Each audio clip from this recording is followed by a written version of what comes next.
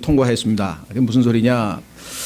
디모데전서 6장 5절에 보면 또 마음이 부패하고 진리가 없어 이득이 하나님을 따르는 것이라고 생각하는 사람들의 비뚤어진 언쟁이 생기나니 너는 그러한 자들로부터 떠나라. 믿는 그리스도인들은 한 몸이 돼서 하나가 돼야 되는데 주님께서 그리스도인의 교제에 있어서 떠나야 될 상황 또는 분리해야 될 상황도 말씀하셨거든요. 그렇죠? 참 이거는 이렇게 긍정적인 이야기가 아니잖아요. 근데 오늘날 의외로 이런 분들이 너무나 많다는 게 문제입니다.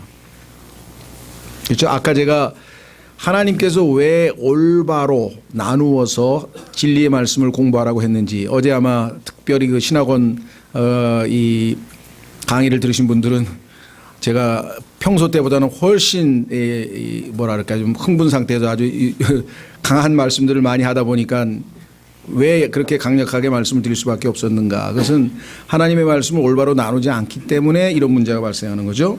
이득이 하나님을 따르는 것이다. 그러면 나에게 이득이 되는 일이 생겼다. 아니면 뭐 교회로 치자면 규모가 커졌다든가 헌금이 많이 들어왔다든가 아니면 무슨 외형적으로 크게 이익되는 일이 많이 발생하면 그 교회일수록 하나님 앞에 경건하고 올바르고 하나님을 잘 따르는 교회냐. 실제로 얼마나 많은 사람들이 그렇게 생각하는지 몰라요. 우리가 순종을 했더니 하나님께서 이렇게 큰 예배당을 주시고 이렇게 큰 파이프 오르간을 주시고 이렇게 큰 영광을 주시고 하면서 이 땅에서의 물질적인 축복이 곧 우리가 하나님을 잘 따르는 것이라는 착각을 불러일으키는, 이것은 그리스도인들뿐만 아니라 세상 사람들도 전부 다 그렇게 생각합니다. 교회 다니는 사람 다 그런 복 받으러 다니는 거 아니냐 이렇게 생각을 하는 거예요. 너무나 안타깝죠. 그러나 아까도 말씀드렸습니다만 하나님께서는 신약의 그리스도인들에게는 그보다 훨씬 차원이 높은 영적인 복으로, 그것도 하늘에 있는, 땅에 있는, 땅과 하늘 차이가 있죠. 땅에 있는 물질적인 축복은 땅을 상속 재산으로 받게 될 유대인들에게 주셨다고 성경이 얘기를 했고, 하늘에 속한 하늘 백성인 그리스도인에게는 하늘에 있는 영적인 것으로 복을 줬다고 얘기를 했단 말이죠. 그런데 땅에 있는 물질적인 축복을 많이 받을수록 영적으로 성숙한 사람이라고, 영적으로 훌륭한 사람들이라고 생각을 하고 있으니 이런 사람은 지금 빗나갔으니까 떠나라. 그런 사람들하고는 교제하지 말라는 얘기잖아요, 지금. 그러니까 얼마나 충격적이에요. 그렇죠? 그리스도인의 교제의 대상이 굉장히 한정됩니다. 그래서 우리가 폐쇄적이라기보다는 하나님 말씀에 순종하려면은 어쩔 수 없이, 그거는 성경에서 말씀하시는 진정한 의미에서의 예수가 아니죠. 다른 예수를 믿는구나. 너는 성령이 아니라 다른 영을 가지고 있구나. 그렇죠? 신약에서는 우리가 물질적인 것에서 영적인 것으로 바뀌었다. 그래서 이 6장 5절을 우리가 아주 굉장히 우리에게는 중요한 구절일 뿐만 아니라 많은 사람들이 여기에 걸려 넘어집니다. 이 말씀을 딱 들으면 그럼 뭐야 이거? 이득이 하나님을 따르는 게 아니야 그럼? 그러면 손해가 하나님을 따르는 거야? 그건 아니죠. 물론 손해, 우리가 가난하고 어려움을 처하고 고난만 당하고 그러면 이 교회는 맨날 고난만 당하고 맨날 가난하게 살고 맨날 그냥 이 세상에서는 그냥 그렇게 사는 것이 그럼 하나님 뜻이란 뜻이냐? 그건 아니죠. 우리가 무엇을 초점을 맞춰서 사느냐 문제지, 하나님께서 필요하면 물질도 주실 수 있고 능력도 주실 수 있고 지혜도 주실 수 있고 건강도 주실 수 있고 다 줄 수 있지만 그것은 하나님의 처분에 달려있는 것이지 내가 그걸 목표로 해서 따르는 건 아니라 이거죠. 그 주시는 분은 주셨어요. 성경에도 보면은 얼마든지 물질적으로 풍요를 누리면서도 그걸 하나님을 위해서 잘 사용하는 사람이 있는가 하면 그렇죠. 예. 또 반대로 오히려 어려운 가운데에서도 믿음으로 잘 승리하는 사람을 보면 더 많은 감동과 도전을 줄 수도 있잖아요. 우리가 그렇죠. 풍요 가운데에서 이루는 경건한 삶보다는 어렵고 힘든 처지에서 굳굳하게 믿음으로 평강 가운데 살면 정말 더 많은 사람들에게 감동을 줄 수가 있잖아요. 그렇죠?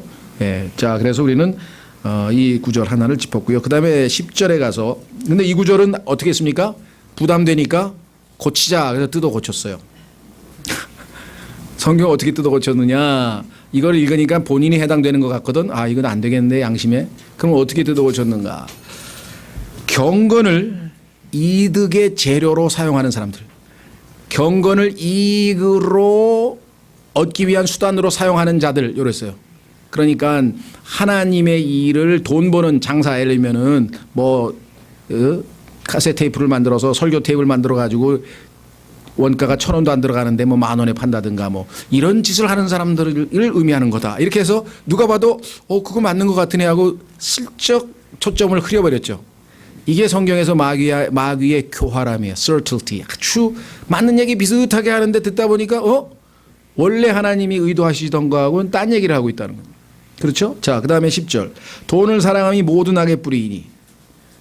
왜 성경에서는 분명히 모든 악이라고 그랬는데 모든을 일만 악이라고 고쳤을까요? 모든 하면 예외가 없잖아요. 그렇죠? 여기도 오해하는 사람들이 있어요.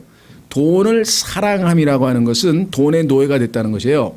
하나님을 사랑하는데 하나님께서 주신 돈으로 열심히 일해서 돈을 벌어서 좋은 일을 하고 하나님께 영광 돌릴 수가 있다는 거죠. 그러니까 돈 자체를 성경에서 악이라 그랬느냐? 전혀 아닙니다. 돈은 선한 것도 악한 것도 아니에요. 중립적인 거예요. 하나님이 주시는 지혜롭게 바르게 사용하면 크게 유익을 끼쳐서 하나님께 영광을 돌릴 수 있는 것이고 잘못 사용하면 어마어마한 해악을 끼치는 거고. 그렇죠? 지식 마찬가지입니다. information, 지식. 지식이라고 하는 것은 잘 사용하면, 그렇죠? 그걸 지혜라 그러죠. 그러니까 지식은 정보입니다. 그런데 지혜는 그거를 사용할 줄 아는 지혜예요. 그렇죠? 꾀예요. 그런데 그 지혜를 하나님의 영광을 위해서 바르게 사용하면 이것을 성경에서는 명철이라 그래요. 이걸 understanding이라 그래요.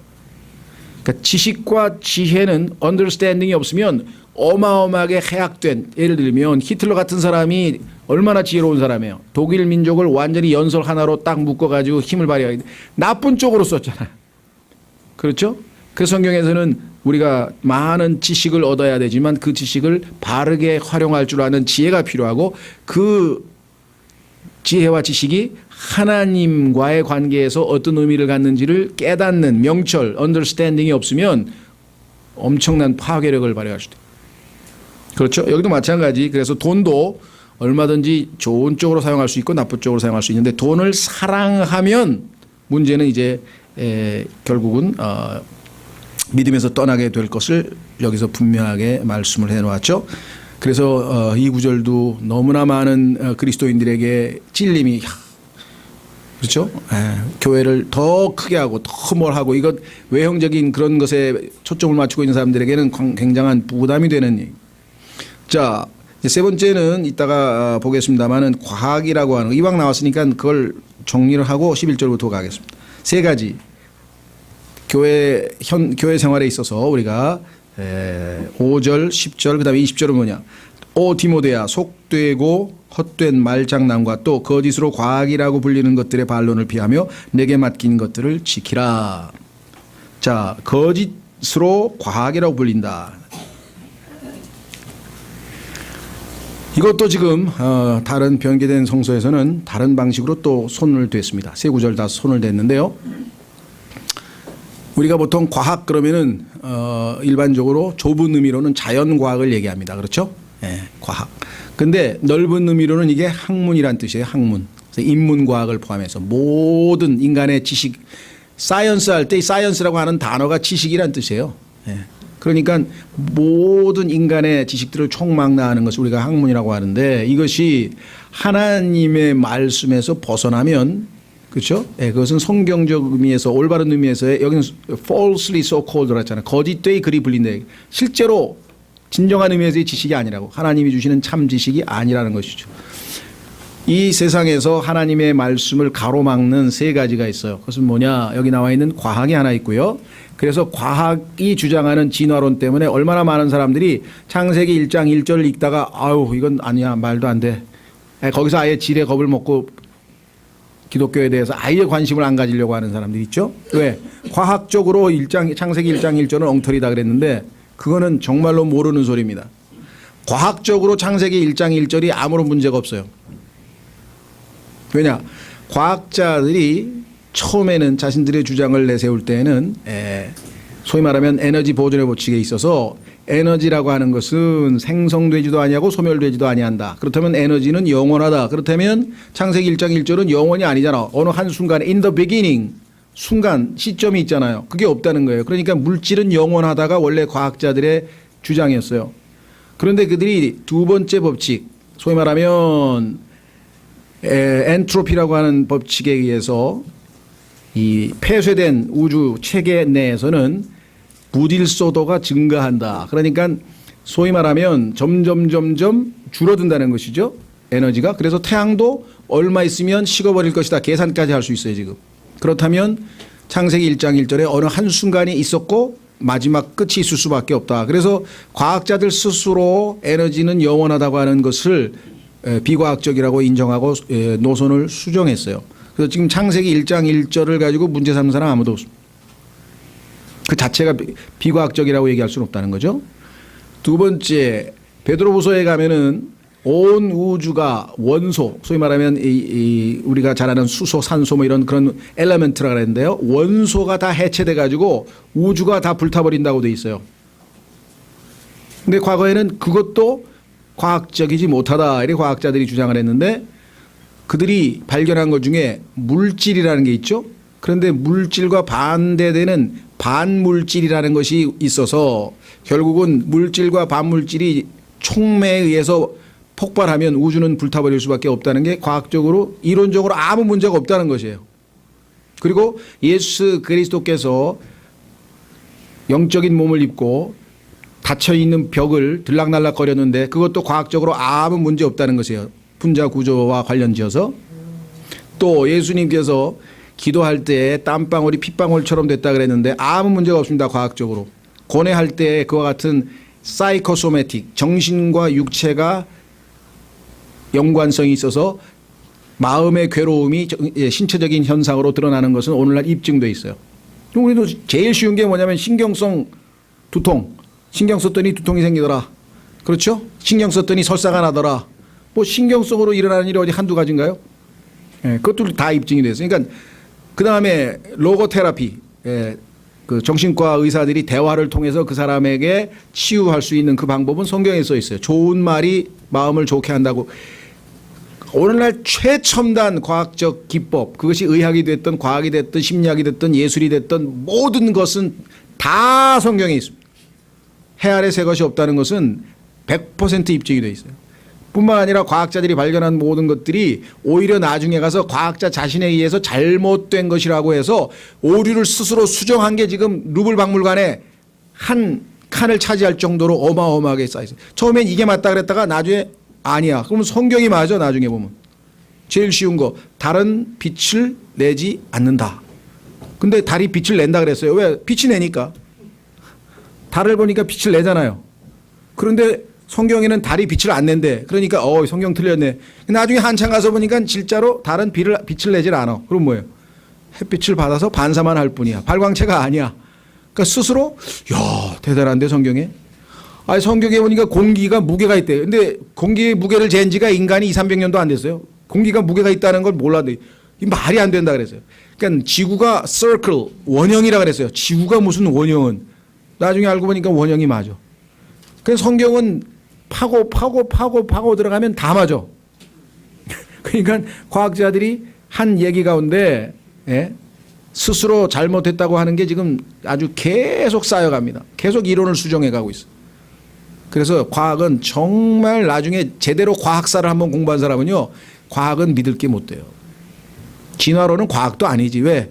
과학이라고 하는 것은 반복 실험을 통해서 검증이 가능한 객관적인 사실로 입증할 때 과학인데 아니 우주가 언제 생겼는지 우주의 기원에 대해서 어떻게 실험을 해요 인간이.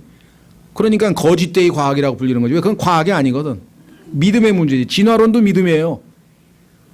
하나님의 말씀을 믿는 것도 믿는 거고 둘 다 믿음이에요. 둘 다 종교예요. 둘 다. 그렇죠. 과학을 정의할 때 그 사람들이 뭐냐면 실증적인 실험을 통해서 입증이 가능한 사실일 때 과학적 사실이라 그래요. 근데 어떻게 성경의 인류의 기원에 대해서 우주의 기원에 대해서 실험이 가능하냐 이거. 그러니까 본인들이 정의 내린 과학이 아니야 진화론은. 그런데 과학이라고 불리우니까 이거는 당연히 거짓되이 불리는 거겠죠. 자, 그래서 뭐 과학에 대해서 제가 지금 얘기하고 싶은 것은 아니고요. 정말 과학에 대해서 좀 제대로 알고 싶은 사람은 뭐 책이 많습니다.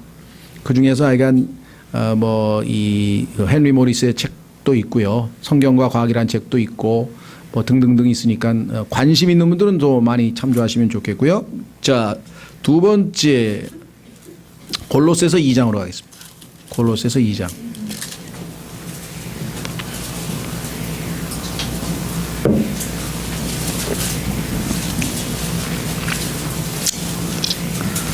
골로새서 2장 8절. 하나님께서는 이 땅에서 하나님의 말씀을 대적하는 인간들의 그럴싸한 도구들, 첫 번째가 뭐냐? 과학이라 이제 과학. 사람들이 과학 그러면 벌써 확 기가 죽죠? 과학이 말씀하시는데 뭔 이렇게 되면 요즘 같은 시대에는 그냥 거의 입을 다물 수밖에 없는 거죠. 두 번째는 뭐냐? 철학입니다. 철학. 요즘에 보니까 뭐 EBS 강의에서 막 하여간 이 철학 강의가 많아요. 인문학, 요즘엔 또 인문학이 또 떠가지고 뭐 인문학적 소양이 없으면 안 된다 그래가지고 계속, 물론 거기에는 도움이 될 만한 게 없는 건 아닙니다. 전혀 맹목적으로 부인하는 건 당연히 아니죠. 성경하고 일치하는 견해라면 당연히 맞죠. 자, 2장 8절. 어떤 사람이 철학과 헛된 속임수로 너희를 노략하지 못하도록 조심하라. 그렇죠? 예. 철학이 잘못된 사상과 어떤 이념을 제시해버리면 그 다음에는 그냥 휩쓸려서 엄청난 피해, 인류 역사 20세기에 와서 이 공산주의라고 하는 것이 나타나가지고 얼마나 많은 피해를 가져왔는가 한번 여러분들 생각해 보시고요. 자, 그 다음에 뭐라고 했습니까? 밑에 그것들은 사람들의 전통과 세상의 유치한 원리들을 따르는 것이요. 그러니까 사람들의 전통, 철학, 그 다음에 뭡니까? 과학. 이 세 가지가 하나님의 말씀을 대적하는 가장 효과적인 도구로 사용될 것이다. 성경에서 미리 주님께서 말씀을 하셨죠. 자, 오늘은 이제 주제로 들어가서 오늘 디모데전서 6장 11절입니다. 그러나 오 하나님의 사람아 너는 이것들을 피하고, 이것들은 무엇입니까? 앞에 나와 있는 것들이죠. 그렇죠? 자, 앞에 나와 있는 것들 뭐가 있었습니까? 3절에 나와 있는 것, 주의 예수님의 말씀을 부인하는 자들, 무시하는 자들을 피하고, 4절에 보니까 뭘 피했습니까? 논쟁과 말다툼과 시기, 다툼, 욕설, 악한 추측 이런 걸 또 피하고, 그 다음에 5절에 보니까 이득이 경건을 하나님을 따르는 것이라고 생각하는 사람들도 피하고, 9절에 보니까 부자가 되고자 하는 사람도 피하고, 10절에 보니까 돈을 사랑함도 피하고, 이런 것들은 다 피해야 될 것들이에요, 우리가. 반면에 그러면 어떤 거냐? 추구해야 될 것이 나와 있네요. 자, 너는 이것들을 피하고, 그 다음에 추구할 거는 첫째, 의. 하나님은 의로우신 분이죠. 우리에게 예수 그리스도를 통해서 의를 주셨어요. 의, 하나님의 성품, 가들레니스, 하나님의 라이프 스타일로 삶의 방식과 사고 방식을 바꾸는 것. 믿음, 신뢰, 하나님에 대한 신뢰, 사랑, 그 다음에 인내, 온유를 추구하라. 여기 보니까 사랑과 그 다음에 믿음과 온유는 성령의 열매, 갈라디아서에 나오는 그 열매 특성 세 가지가 여기 들어가 있네요. 자, 그래서 우리는 첫째 피할 것과 두 번째 따라갈 것, 추구해야 될 것을 말씀했습니다. 그러니까 하나님의 사람, 말씀을 특별히, 하나님의 사람은 꼭 말씀의 사역자만 얘기하는 건 아닙니다. 누구든지 다 구원받은 사람은 하나님의 사람이니까 그런 의미에서 봤을 때 우리가 마땅히 추구할 바가 무엇이냐. 12절 믿음의 선한 싸움을 싸우고, 자, 이 선한 싸움은 디모데후서 4장에도 나옵니다. 한번 확인해 보겠습니다. 바울은 자기가 선한 싸움을 싸웠다고 간증을 했죠. 이 세상에서 싸움은 다 evil fight, 악한 싸움입니다. 나쁜 싸움이에요. 어떤 싸움이 그러면 굿이냐? 싸움 중에서도 좋은 싸움이 있냐? 그렇습니다. 성경에 보면, 자, 바울은 디모데후서 4장 6절에서 자신이 곧 주님을 위해서 순교할 것을 하나님으로부터 알게 돼서 이렇게 고백을 하죠. 이제 내가 내 자신을 헌물로 드릴 준비가 되었고, 평생을 자신의 몸을 하나님에게 희생물로 바쳐서 이제껏 주님을 섬겼는데 이제는 생명까지도 내어줄 상황이 와 있습니다. 나의 떠날 때가 가까이 이르렀도다. 주님 품으로 이제 갑니다.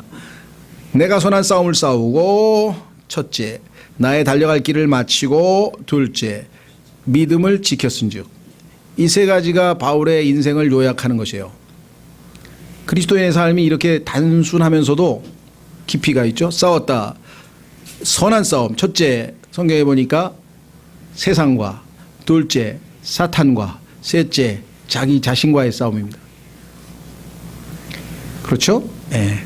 세상과의 싸움이라고 하는 것은 싸워 이긴다는 뜻이 아니라 그 세상으로부터 우리가 지혜롭게 피해야죠. 세상적인 사고방식에 연루되거나 그것에 의해서 우리가 오염되거나 그래서 세상과 동화하거나 일치되지 않는 것을 말하고요. 반대로 대만은 이 현 세상을 사랑하여 믿음에서 떠나버렸어요. 성경에 보니까 이 현 세상을 사랑해서 가버린 사람도 있죠. 예. 두 번째, 사탄이 끊임없이 우는 사자처럼 믿는 자까지도 무너뜨리기 위해서 지금 계속 공격을 하다 보니까 그렇죠. 오늘 아침에 아주 우리 김경환 형제님은 마귀의 이 공격과 방해로부터 우리를 지켜달라고 열심히 기도하셨는데 그렇습니다. 항상 우리가 이 경계해야 될 대적이 마귀고요. 그 다음에 세 번째는 우리 자신입니다. 내가 나를 사랑하면 그때 무너지는 거예요. 모든 죄는 SIN이라 그랬죠. sin. 영어의 sin이란 단어는 가운데 I가 들어가 있다 그랬죠. 내가 중심이 되면 그래서 내가 아니고 그리스도께서 내 안에서 하신 것이라. 그게 믿음의 삶이라 그랬어요. 믿음이 뭐냐 그랬더니 내가 아니라 그리스도께서 내 안에서 하신 것이 믿음의 삶이라고 갈라디아서 2장 20절에 말씀을 했죠. 자, 그래서 우리는 선한 싸움을 싸울 것. 두 번째, 하나님의 일꾼이라면 하나님에게 쓰임받는 사람이라면 첫째는 피하라. 두 번째는 추구하라. 세 번째는 싸우라. 우리말로는 이게 연결이 안 되는데 영어를 보면 하나님께서 암송하기 좋게 이 F라고 하는 단어로 시작되죠. Flee, follow, fight. 하나님께서는요 성경에 보면 이게 운율을 다 맞춰놨어요. 예? 얼마나 암송이 쉬워요. flee, 피하라, follow, 따라가라, 추구하라, fight, 싸워라. 그러면 F로 시작되니까 외우기가 쉽죠. 예, 이런 식으로 성경 보세요. 계시록에서도 repent, 회개하라. 에베소 교회요. 그 다음에 뭐예요? repent 전에 참 죄송합니다. remember, 기억하라. 너 과거의 첫사랑을. 그리고 repent, 회개하라. 지금 냉랭해졌으니까. 주님에 대한 첫사랑을 버렸으니까. or 그러지 아니하면 remove, 촛대를 옮겨버리겠다. R로 시작돼서 탁 외우기 좋죠. 하나님은 너무하시네. 좀 한글로도 그렇게 줄을 딱딱 맞춰서. 그건 번역자가 해야 할 일이죠. 그건 번역자가 해야 될 일인데 우리말로는 그게 하기가 쉽지가 않으니까. 정말 그런 거 보면 영어 성경은 하나님께서 정말 섭리적으로 특별히 간섭한 이게 창세기부터 계시록까지 다 그래요. 딱 보면 그냥 딱딱 맞아떨어지게 해놔가지고 이게 신비해요. 그래서 그거 연구한 책이 1200페이지짜리 책이 있다니까요. In all of the world. 하나님의 말씀을 경외함 가운데 바라보노라. 이야, 어디 성경이 이렇게 돼 있냐 이거. 딱 일치하게 맞아떨어지게 돼 있어요. 그래서 이것도 이제 요즘에 젊은 지체들도 많이 계시고 그러니까 딱 보면 이게 F로 딱 시작되면 뭐가 딱 들어오는구나. 세 가지. 자, 그 다음에 영원한 생명을 붙들라. 그것을 위하여 너 역시 부름을 받았고 많은 증인들 앞에서 선한 고백을 하였도다. 많은 사람들이 고민합니다. 아니 영원한 생명을 이미 주셨다 그랬는데 뭘 또 붙들어? 주셨으니까 붙들려는 거예요. 그러면 안 붙들면 잊어버리나? 잊어버리진 않죠. 여기서 붙들라고 하는 얘기는 그 말씀을 생명을 우리에게 주셨는데 그 생명의 특성들이 우리의 삶에서 풍성히 드러나도록 하라 이거죠. 활용하고 영원한 생명을 딱 움켜쥐고 내 안에다가 그냥 저장하고 아무것도 활용을 안 하면 마치 하나님께서 한 달란트를 주셨는데 한 문화를 주셨는데 그 문화를 땅속에 묻어놓고 주님 오실 때까지 아무것도 일 안 하는 거하고 똑같은 거잖아요. 영원한 생명은 죽지 않고 영원히 산다고 하는 시간적 개념으로만 생각하시면 안 돼요. 여러분들이. 우리말에는 영원하다 그러면 자꾸만 시간만 떠오르는데 시간도 영원한 건 맞아요. 그러나 영원한 생명이라고 하는 것은 인간의 휴먼 라이프와 달라서 하나님의 생명이기 때문에 속성이 달라요. 개의 생명은 개 속성이 있잖아요. 그죠? 고양이 생명은 고양이 속성이 있듯이 하나님의 생명은 하나님의 속성이 있어요. 그것을 성경에서 뭐라 그러냐면은 하나님의 성품이라 그래요. 생명에는 특성이 다 들어가 있잖아요. 그렇죠?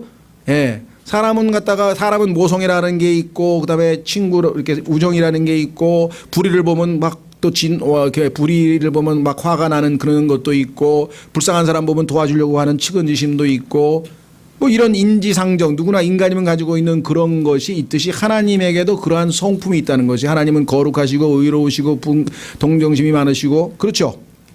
자, 한번 확인해 보겠습니다. 출애굽기 34장. 출애굽기 34장.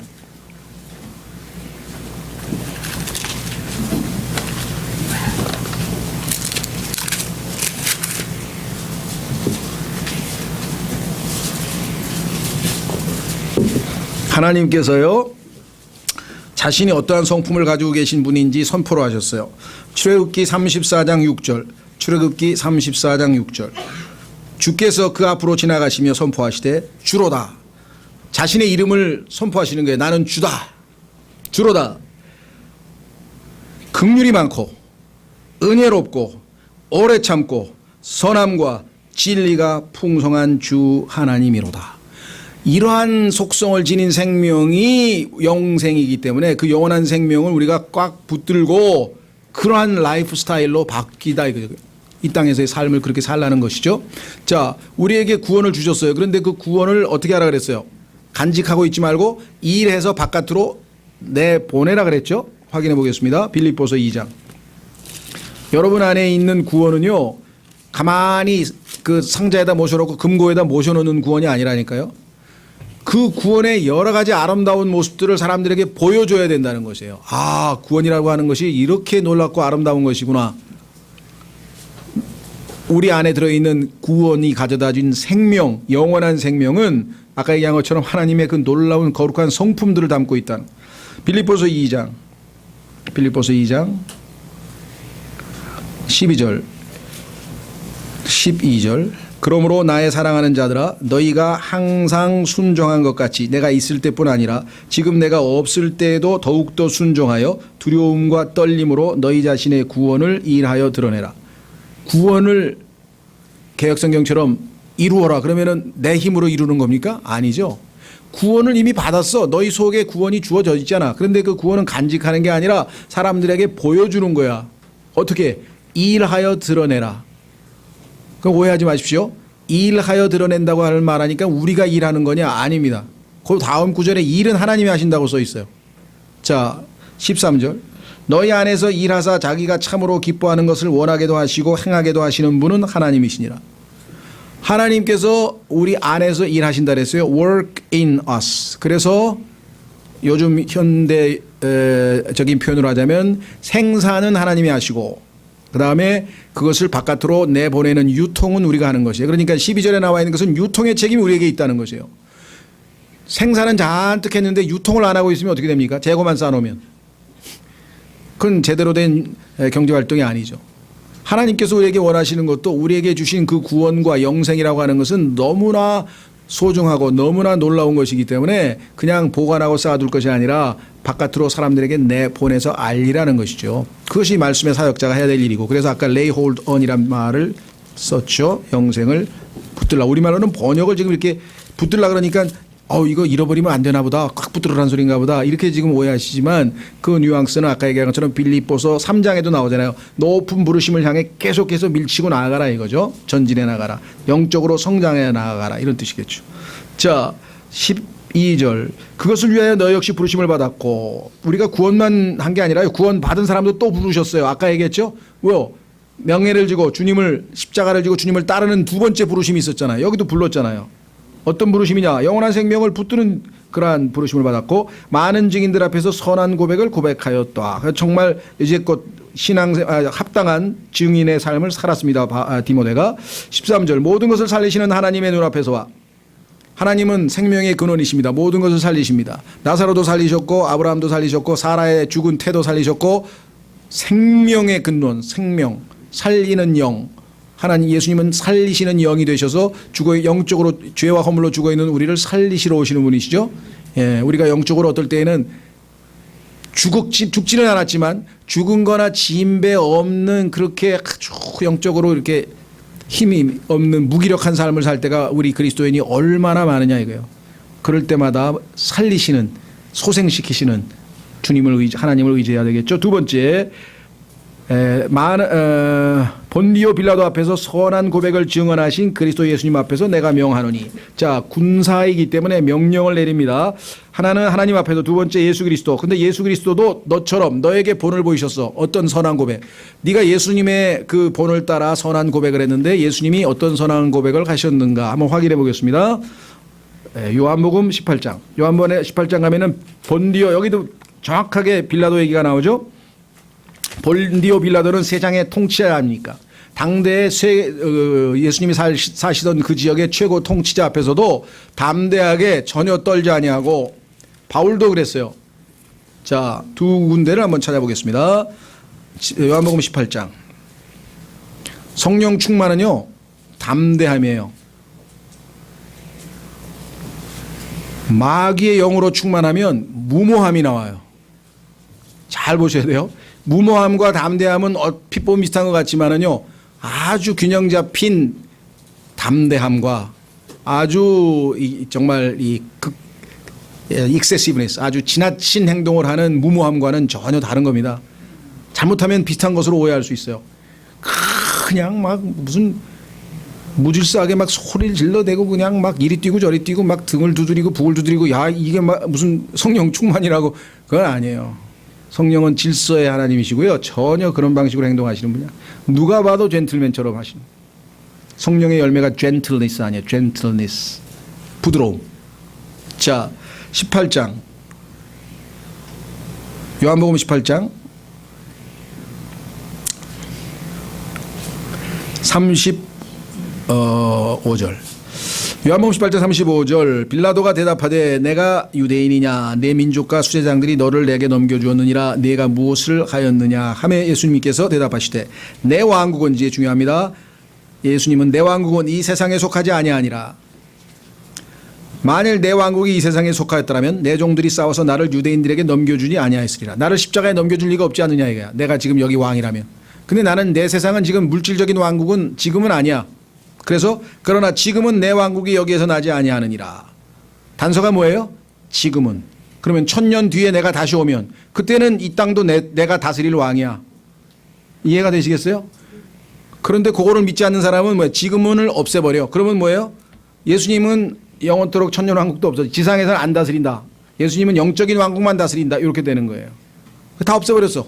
어떤 사람은 어떻게 고치냐면요, 그러나 내 왕국은 뭐라고 하죠? 나우를 어디로 옮겼는데 뒤로? 하여간 이 지금이라고 하는 단어를 빼버리든지 뒤로 옮겨서 지금은 아니야. 그러나 1000년 후에 내가 이 지상에 재림해 왔을 때에는 이 땅에서 직접 통치할 거다.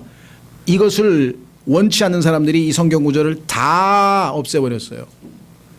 예수님은 지금은 영적인 하나님의 왕국의 왕으로 오셨지만 유대인들이 거부했기 때문에 현재 이 땅의 하늘의 왕국은 일단 내버려 두고 이 하늘나라에 가셨다가 2000년 뒤에 다시 그것을 찾으러 오실 거죠. 그죠? 예, 그때 지상에서도 직접 통치하실 것이라고 성경에 말씀했죠. 자, 그래서 여기서 분명하게 뭐라고 예수님이 증언합니까? 선한 고백. 자, 이렇게 얘기를 하셨네요. 37절. 그러므로 빌라도가 그분께 이르되 그러면 내가 왕이냐 하니 예수님께서 대답하시되 내가 왕이라고 내가 말하는도다. 내가 말하는도다란 말은 영어에서 그렇도다 하고 같은 뜻으로 쓰이죠. 예.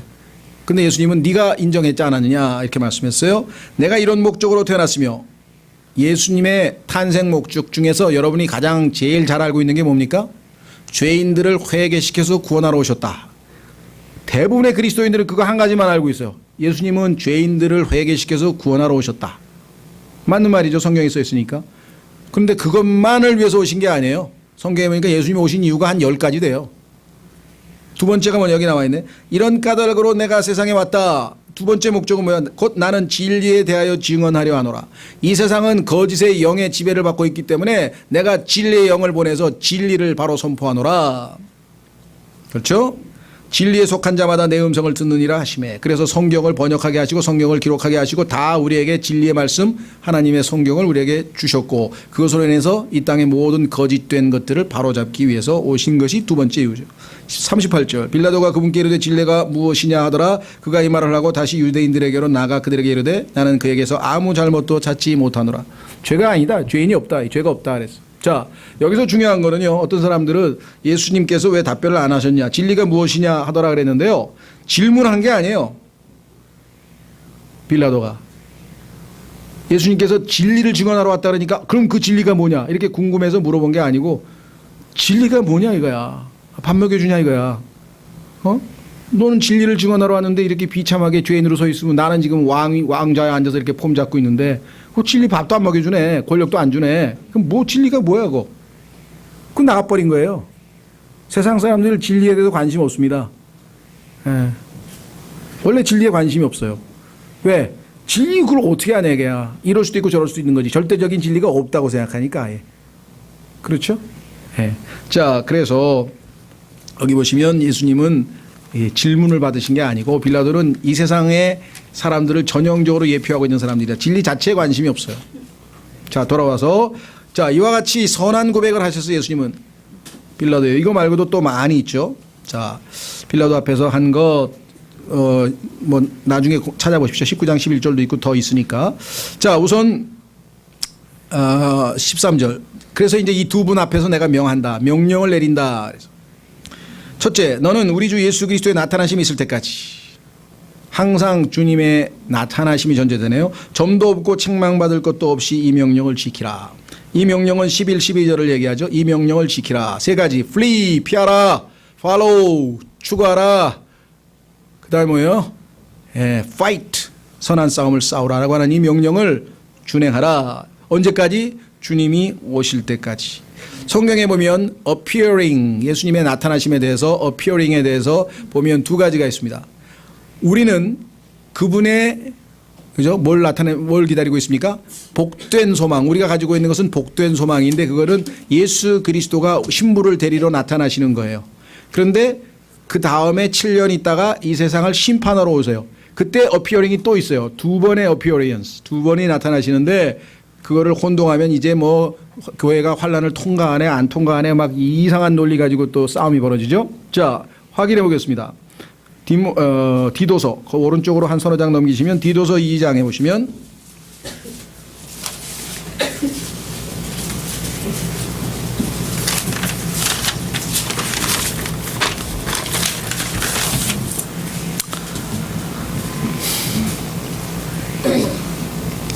자, 디도서 2장 11절 구원을 가져다 주시는 하나님의 은혜가 모든 사람에게 나타나 모든 사람에게 appeared 나타났는데 안 받아들인 사람들도 있다는 게 이게 심각한 문제죠.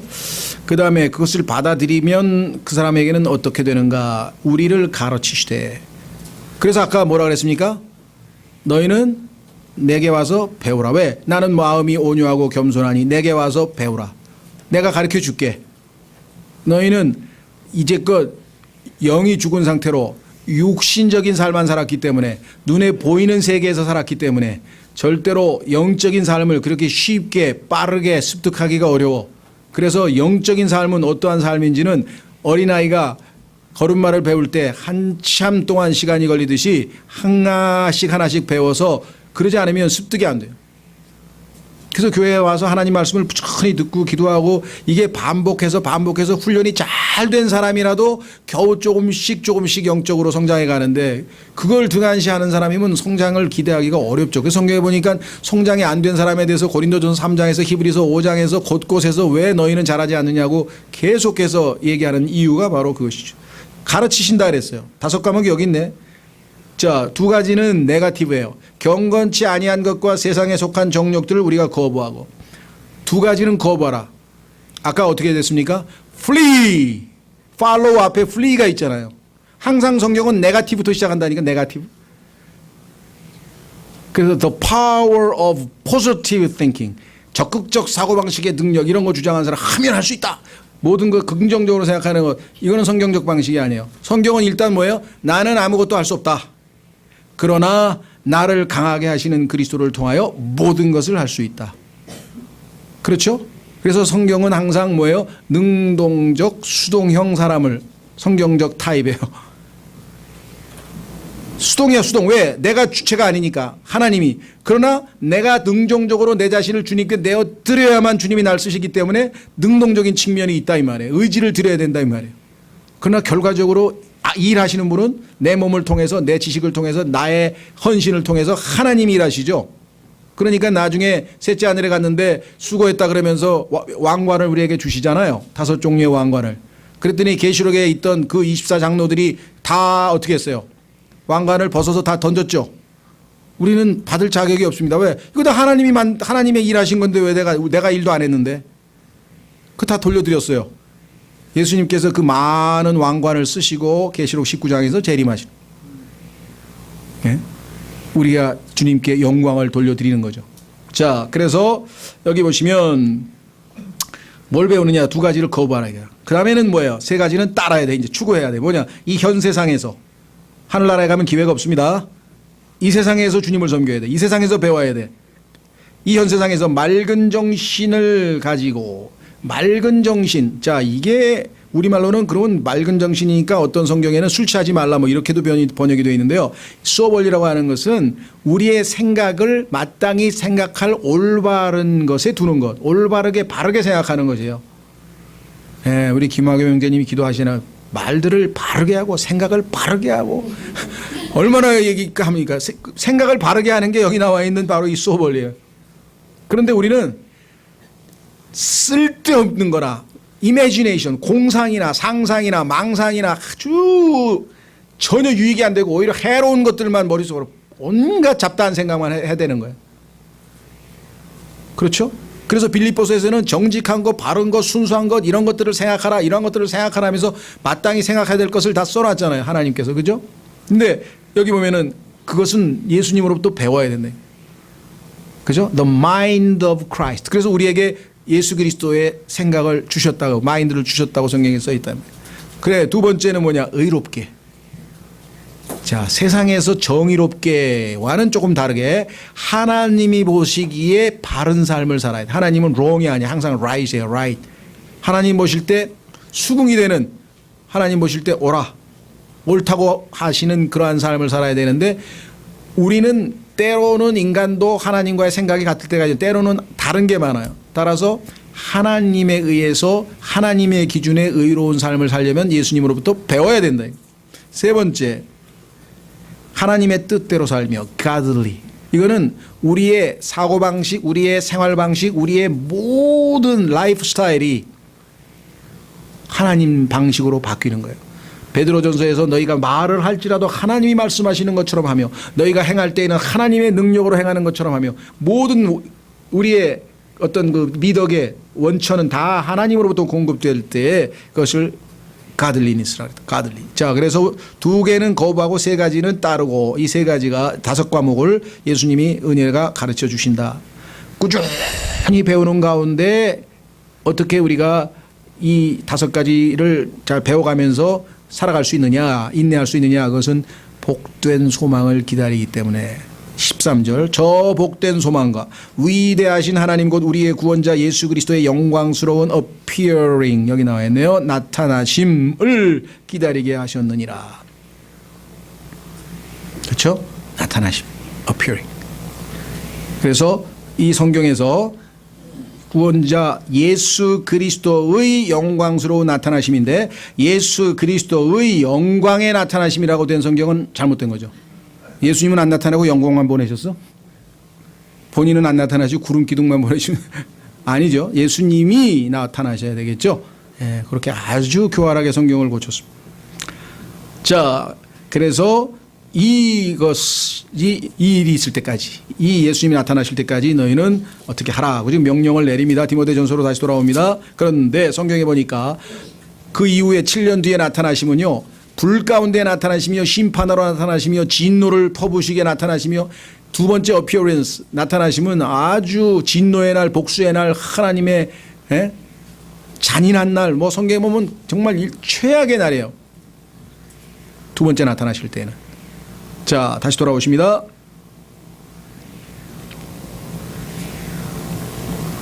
14절. 너는 우리 주 예수 그리스도의 나타나심이 있을 때까지 점도 없고 책망받을 것이 없이 이 명령을 지키라. 점도 없고 책망받을 것 없는 삶을 사는 사람들에게 디모데전서에 보면은 고린도전서 3장에 보면은 그것을 금과 은과 보석으로 판명돼서 결국은 다 보상에 이르게 되겠죠. 우리를 점도 없고 책망받을 것이 없는 교회로 하나님 앞에 제시하시기 위해서 말씀의 물로 지금도 우리를 늘 씻어주고 계신다. 주님의 몸된 교회를 말씀의 물로 지금도 씻어주고 계신다고 에베소서 5장에서 주님께서 말씀하셨죠. 네, 여기 그대로 나와 있죠. 말씀의 물로 씻지 않고서는 점도 없고 책망받을 것이 없는 삶을 살 수가 없어요. 에베소서 5장에 자 15절 그분께서 자신의 때에 그 나타나심을 보이시리니 자 여기서 보면 15절에 자신의 때 할 때 which in his times 왜 그렇습니까? 예수 그리스도께서 신부에게 나타나심 아까 우리 봤죠. 복된 소망 그 다음에 천년왕국 때 이 지상에 내려오기까지 예수 그리스도의 때가 한두 가지가 아니잖아요. 종류가 그렇죠. 성경에 보면은 5가지 6가지가 있어요. 그 순서. 그러니까 이거는 또 종말론을 다 공부를 해야 되니까 그렇죠? 예수 그리스도의 신부에게 나타나심서부터 시작해가지고 그리스도의 times 복수로 돼 있죠. 때가 몇 가지가 있느냐 6가지 정도가 돼요. 이건 이제 종말론을 우리가 다 여기서 한꺼번에 다룰 수가 없으니까 다만 우리는 그분의 때가 이르르면 다 그분의 계획대로 성취될 것이다. 우리는 지금 현재 휴거에 대한 얘기입니다. 우리 그리스도인들에게는 그분께서 자신의 때에 그 나타나심을 보이시리니 그분은 찬송받으실 유일한 권능자이시오. 유일한 권능자. 구약 성경에서는 Almighty 전능자라고 되어 있죠. 왕들의 왕이시며 주들의 주신이라. 계시록에 보면 예수님 19장에서 내려올 때 예수님의 이름이 여기 나오죠. 예, 왕들의 왕 주들의 주. 자, 이분이 바로 예수 그리스도시다. 16절. 자, 오직 그분께만 죽지 아니함이 있고, 자, 이 죽지 아니함이라고 하는 표현은 우리말로는 이제 이 동사로 풀어서 아니함 이렇게 죽지 아니함. immortality. 그래서 옛날 성경에 아마 이게 불멸함이라고 했을 거예요. 불멸함이 있고 옛날 성경에는 글쎄요. 일단은 죽지 아니함 그 단어 자체는 정확하게 맞습니다. 썩지 아니하고 죽지 아니하고 하여간 사라지지 아니하고 그런 의미가 맞기는 맞죠. 예. 그분은 아무도 접근하지 못할 빛에 거하시며 아무도 그분을 보지 못하였고 또 볼 수도 없나니 그분께 존귀와 영존하는 권능이 있기를 원하노라. 권능자요 주들의 주요 왕들의 왕이요 죽지 아니하시고 아니함이 있고 아무도 접근하지 못할 빛에 거하시고 아무도 그를 볼 수도 없고 보지도 못하였고 이런 분이면 당연히 존귀와 영존하는 권능을 우리가 그분께 드릴 수밖에 없는 분이시다.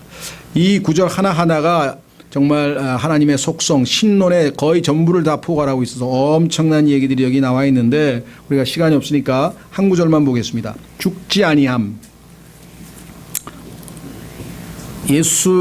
이 여호와의 증인들은요 죽지 아니함 그러니까 영원한 생명이죠. 그것은 죽게만 있다 그러지 않았냐 여기. 그분께만 죽지 아니함이 있다 그랬는데 왜 예수 그리스도 믿는 너희들은 영생 얻었다고 안 죽는 자고 자꾸만 그러느냐. 왜 그럴까요? 우리에게 주셨잖아. 그 죽지 아니함을 우리에게 주셨으니까 우리가 받아서 우리도 안 죽는 거죠. 그렇죠. 근데 인간은 영원히 죽지 않을 수 없다. 이게 또 이 구절 하나를 잘못 해석해서 이상한 얘기들 합니다. 자, 고린도서 15장에 보면 여러분과 제가 그 죽지 아니함을 입을 것이다. 예수님이 오실 때 써 있어요. 이 땅에 immortality, 사망이 지배하는 한 번 죽는 것은 사람들에게 정해진 것이고 구원은 심판이 있다. 이 어두움과 죽음이 가득한 이 죽음의 그림자가 드리운 이 세상에 불멸, 죽지 아니함을 가져오신 분이 예수 그리스도라고 성경에 써 있다. 자, 그런데 그것을 예수 그리스도를 믿는 우리가 향유하게 될 것이다. 자, 확인해 보겠습니다. 50절. 고린도전서 15장 50절. 고린도전서 15장 50절. 형제들아 이제 내가 이것을 말하노니 살과 피는 하나님의 왕국을 상속받을 수 없으며 또한 썩는 것은 썩지 않는 것을 상속받지 못하느니라. 보라 내가 너희에게 한 가지 신비를 보이노니 우리가 다 잠자지 아니하고 마지막 나팔 소리가 날 때에 눈 깜짝할 사이에 순식간에 다 변화되리라. 자, 만약에 살아있을 때 예수님이 오시면 휴거된다 이 말이죠. 이 썩을 것이 여러분과 제가 가지고 있는 이 몸이 썩을 것이죠. 예, 썩지 아니함을 입고 이 죽을 것이 반드시 죽지 아니함을 입으리로다. 자, 여기서 썩을 것은요, 예수 그리스도를 믿고 이미 죽으신 지체들입니다. 썩었죠 이미. 그런데 우리는 아직 썩지는 않았지만 이제 얼마 있다가 죽을 거 아니에요. 나이가 들어가고. 이 죽을 것이 뭐라 그랬습니까? 죽지 아니함. 그러니까 썩지 아니함과 죽지 아니함은 같은 거죠. 죽은 사람은, 이미 죽은 사람은 썩지 아니함으로, 썩은 것으로부터 회복이 될 것이고, 그 다음에 우리는 아예 죽음으로부터 피할 것이고, 기록된 바 사망의 승리 가운데 삼켜 졌다 하신 말씀이 성취되라. 그래서 여기서 썩지 아니함, immortality 아까 나왔죠. 예. 예수 그리스도께서는 어떤 분이셨습니까? 예수님의 육체는 썩지 아니하였다. 예수님의 혼은 지옥에서 올라오셨다. 사도행전 2장에 써 있어요. 예수님의 육체는 썩지 아니한. 왜? 그분에게 뭐가 있어요? immortality, 썩지 아니함, 죽지 아니함이 있다 그랬잖아요. 그래서 그분의 육체는 썩지 아니하였다고, 비록 이 동굴, 소위 말하면 굴 속에 들어 있었지만 썩지 아니하였다고 사도행전에 기록되어 있죠.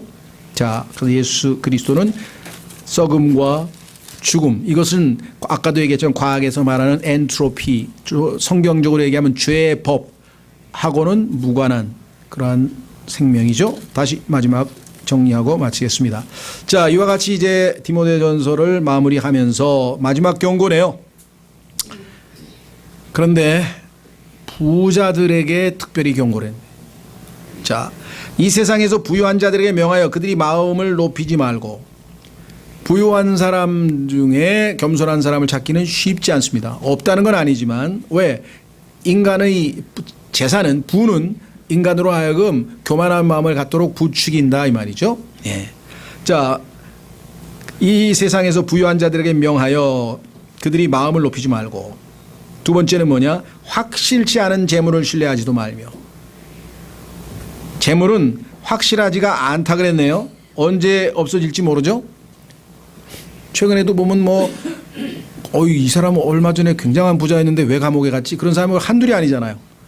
무슨 STX 무슨 신화를 일으켰던 무슨 회장도 잡혀가고, 그 다음에 무슨 동양 무슨 누구도 잡혀가고 누구도 잡혀가고 누구 잡혀가고 막 계속 그렇죠? 예, 제 선배 하나도 보니까 요번에 현대중공업 1조 넘는 적자가 나가지고 회장에서 쫓겨났더라고요. 보면은 이 사람 현대중공업 회장이네, 굉장한 애대. 며칠 있다 보니까 쫓겨났어. 며칠 있다 보면, 며칠이 아니겠지만 얼마 있다 보면 뭐예요? 예, 부고장 날라와요 이제. 그게 인간이라니까요. 그렇죠. 예. 자, 그래서 재물은 일시적인 것이기 때문에 신뢰하지 말라요. 재물로 하나님을 얼마든지 우리가 유익하게 섬길 수 있습니다. 재물 자체는 나쁜 게 아닌데 신뢰의 대상은 아니에요. 예. 오직 살아계신 하나님 곧 우리에게 모든 것을 풍성히 주사 누리게 하시는 분을 신뢰하게 하고, 우리에게 모든 것을 주셨대요. 자, 하나님이 창조하신 하늘과 달과 하늘, 그렇죠? 땅, 근데 하늘에 있는 것들, 땅에 있는 것들, 땅 속에 있는 것들, 바다 속에 있는 것들, 온갖 아름다운 것들이 다 뭐예요? 하나님께서 여러분과 저에게 인조하라고 주셨어요. 그런데 우리는 예배당에 와서 예배드리고, 세상 사람들은 하나님이 자기 아버지도 아닌데 가가지고 큰 단풍 구경하고, 우리 너무하잖아요. 그러니까 좀 가세요. 시간을 내서 가시라니까. 네? 그리스도인이 그런 단풍 이런 걸 보러 가셔야 된다. 그 신문에 언제까지는 모르겠는데 어떤 분이 자기 아내를 위해서 은행나무를 1000그루를 심었다나 어쨌든 하면서 아주 그냥 그거를 1년에 10월달 한 달만 개방한대요. 자기 개인 거기 때문에. 어디지?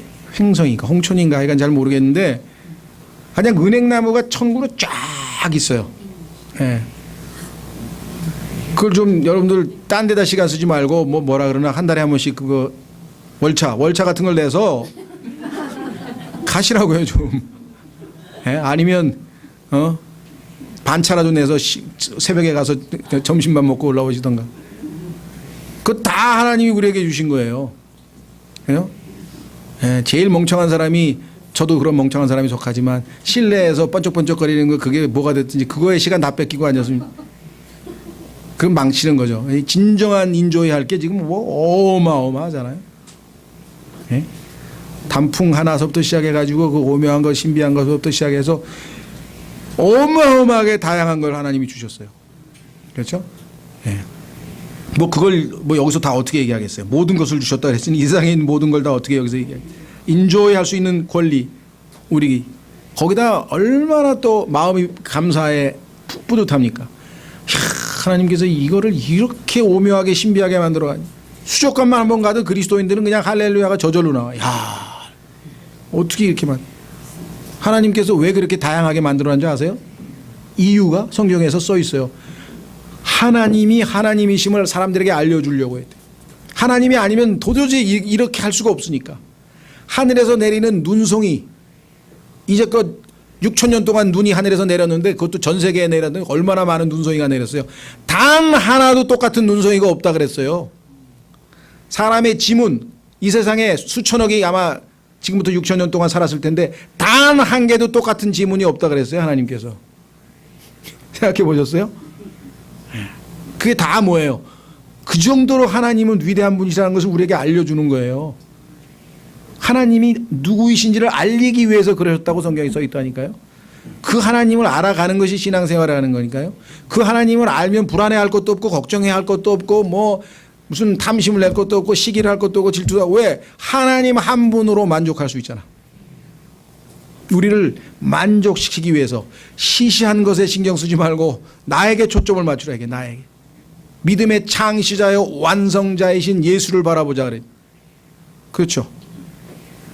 여기 나와 있잖아요. 어마어마한 분이신데 지금 소개하고 있잖아요. 이 어마어마한 분. 자, 그리고 누구를 신뢰해야 되냐? 곧 우리에게 모든 것을 풍성히 주사 누리게 하시는 분을 신뢰하게 하고 돈 신뢰하지 말고 18절 또 선을 행하게 하며. 예수님께서 하신 일이 뭐냐? 두루 돌아다니시며 선을 행하시더라. 예수님의 인생에 가장 중요한 게 두루 돌아다니시며 선을 행하시더라. 그 다음에 사람들도 고치시고 뭐 쭉 나와요. 첫 번째가 두루 다니시면서 사람들에게 유익한 좋은 일. 내가 예수님에게 유익이 아니라 다른 사람들에게 좋은 일들을 하고 두루 웬터바웃 다니셨다고. 여기도 선을 행하게 하며 그 다음에 선한 일들에 부요하고. 찔끔찔끔 하지 말고 제대로 하라 이거예요. 선한 일을 하려면 좀 제대로 풍성하게. 그 다음에 베풀기를 좋아하며 distribute 나눈다 이게 분배한다 이게. 그렇죠? 부의 분배가 지금 제대로 이루어지지 않아서 지금 자꾸 막 빈익빈 부익부 나타나서 이 양극화 현상이 일어나는 거잖아요.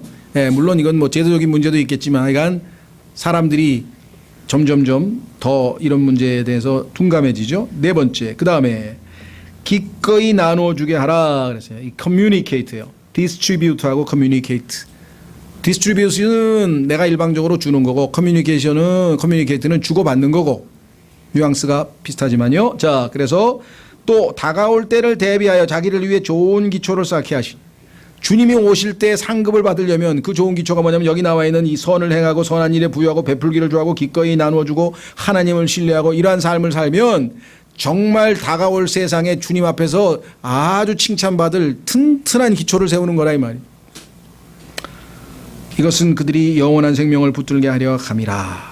아까도 나왔잖아요. 영원한 생명을 갖추고 있는 게 아니라 꽉 충분히 활용하고 충분히 표현하고 충분히 증언하는 거죠. 20절 오 디모데야. 디모데에게 개인적으로 1차적으로 수신자니까요. 오 디모데야. 속되고 헛된 말장난과 속된 말장난. 요즘에는 뭐 웬 방송에 그렇게 토크쇼가 많은지 모르겠어요. 그 들어보면 아마 거의 속되고 헛된 말장난이 거의 대부분이죠.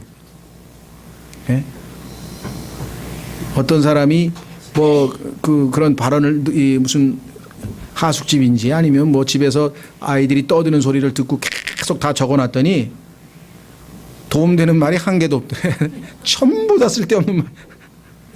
그걸 또 왜 했는지는 모르겠는데. 그러니까 자, 그래서 또 거짓으로 과학이라 불리는 것들의 반론들을 피하며. 자, 오늘날 우리에게도 이 학문의 이름으로 성경을 거부하거나 부인할 때에는 우리가 단호하게, 다만 무모하게 그냥 그 세상적인 거 다 싫어 얘기하지 말고 제대로 배우셔야 돼요. 잘 정확하게 배우셔서 그렇죠? 정확하게 이것이 왜 잘못됐는지 성경적으로 왜 문제가 있는지 이거는 부지런히 공부하셔야 돼요. 예? 프란시스 셰퍼라고 하는 분은 철학 박사야. 그런데 철학에 대해서 너무나 아주 사람들에게 명쾌하게 설득력 있게 책을 한 20 몇 권을 썼어요. 그러니까 세상 사람들이 봤을 때, 저 사람은 분명히 목사인데, 그것도 장로교, 미국의 장로교 목사인데, 도대체 이게 목사야, 철학자야. 그리고 막 젊은 지성인들이 가가지고 마약 중독이라든가 아니면 무슨 뭐 인생의 회의를 느껴서 자살을 하네 마네 이런 사람들이 가가지고 그분하고 대화하더니 다 예수 믿는다고 난리가 나네. 가면서 이게 뭔 이상하다 해서 이제 인터뷰를 시도를 했는데요. 당신 뭐냐 하니까 난 이벤젤리스트 되게 복음 전도자라 그런 거야. 근데 복음 전하는데 성경에 보니까 복음은 뭐 고린도전서 뭐 짧고 뭐 예수 믿으면 된다 구원받는 왜 이렇게 어렵게 내가 복음을 전하는 상대방들이 무슨 생각을 하고 있는지를 내가 알아야 될 거 아니냐. 그래야 그 사람을 이해할 것이고 왜 그 사람이 그렇게 잘못된 생각에 빠졌는지를 내가 알아야 도움을 줄 수 있지 않겠냐. 그러면 철학을 공부해서 박사를 따고 그 엄청난 시간을 들여서 공부한 이유가 뭐냐? 죄인들을 사랑해서라는 거예요. 그들을 사랑하기 때문에 그들을 잘 이해를 해서 그들을 바로잡아서 예수 그리스도께로 인도해서 그들을 구원받고 행복하게 만들어주기 위해서. 왜? 하나님이 그것을 기뻐하시기 때문에. 그게 복음 전도자의 순수한 내적 동기와 마음이죠. 자, 내게 맡긴 것을 지키라.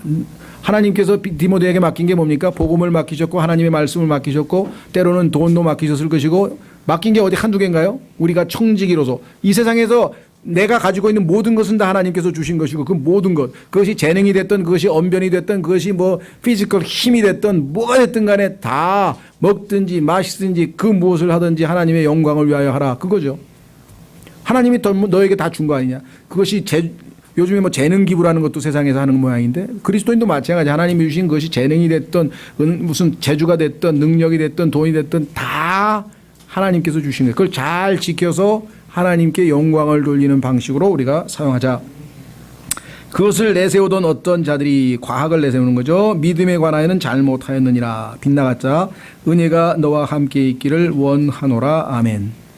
마지막 역시 하나님의 은혜로 마무리를 지었습니다. 사실 11장 뒷부분에 우리가 더 자세하게 좀 살펴봐야 될 내용들이 많이 있지만 일단은 여기서 마무리를 짓고요. 다음에는 디모데 후서 이어서 약간 디도서까지는 일단 우리가 교회 생활 서신으로 마무리를 짓도록 하겠습니다. 다 같이 일어나셔서